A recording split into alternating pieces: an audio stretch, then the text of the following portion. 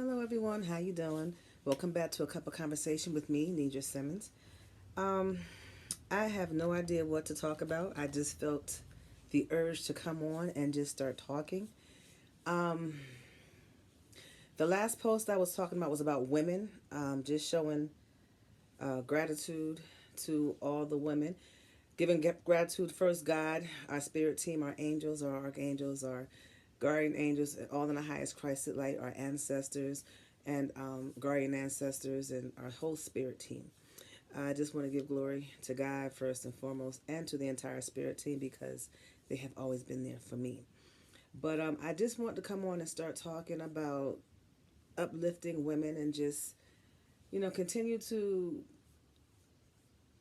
show respect and just to say thank you for all that you do.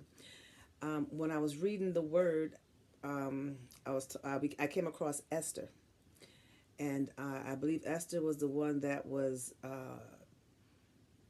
made to be a queen or a princess because that's how she was raised, and then her uncle who worked for the king basically raised her up, and she ended up being one of the members of the women that was getting married to the king at the time, and she actually had to save her people.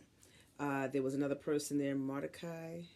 No, Mordecai was the uncle. But anyway, there was another guy that was there, and he didn't like the uncle of the woman who um, was married to the king. And so there was a plot that was going to be made to kill all of Esther's people. And I believe I had the right person. And if I don't have the right name, then y'all can always correct me.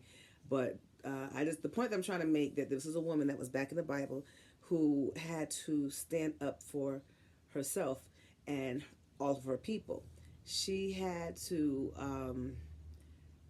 actually present herself because the woman that was with the king beforehand, Vashti or Vashanti, something like that, whatever her name is, she was supposed to do something for the king and she refused to, and he had to let her go because she embarrassed him in front of all of the people in the kingdom. So it wasn't right for people to, or a woman to greet the king in his place of, I guess, kingship, wherever he sits on his throne. But anyway, she had to go and to approach him, and instead of coming out and approaching the man, the king, her husband, she went and she had came up with a request for dinner, and at that dinner was when she made her request known. So um, I just want to show respect to how smart women are, and how sometimes instead of going hitting the bull or the nail on the head, there's always ways to come around to try to fix the situation. I always say behind every good man is a good woman, and Esther showed herself to be a good woman because she stood for what she believed in, and she also saved the lives of her people. And her uncle got promoted in the end.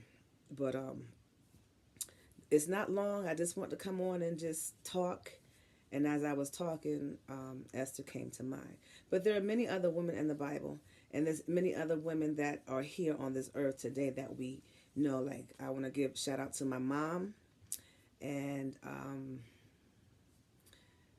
my grandmothers are not here, but in spirit, I want to give shout out to my grandmothers and all of the women in my family that played a role and to help me be who I am. My grandmothers on both sides of the family. Um, so I hope I said something that was inspiring. Women, we rock. We tend to go and think about things. Well, some of us tend to look at the big picture, and then we worry about the uh,